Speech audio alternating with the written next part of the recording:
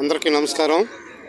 ఈరోజు షర్మిలా మేడం గారు చాలా చక్కగా సున్నితంగా మాట్లాడుతున్నారు. 1750 కోట్ల రూపాయలు అదాని నుంచి ముడుపులు ముట్టాయి, లేదా పిల్లల మీద ప్రమాణం చేయమని చెప్పేసి వాళ్ళ అన్నకు సవాల్ చేసి చెప్తుంది. వాళ్ళ అన్న పిల్లల మీద ప్రమాణం చేసిస్తే చెల్లుబాటు అయిపోద్దా?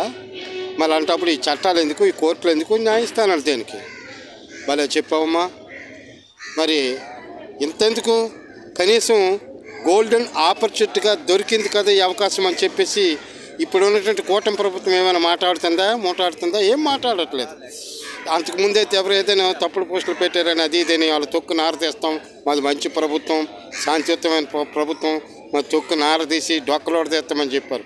ఇప్పుడు ఏమైనా ఈ విషయం కదిపి బయట పెట్టి మాట్లాడితే వాళ్ళు కేంద్రంలో ఉన్న బాబాయ్ మాత్రం తొక్క తీసి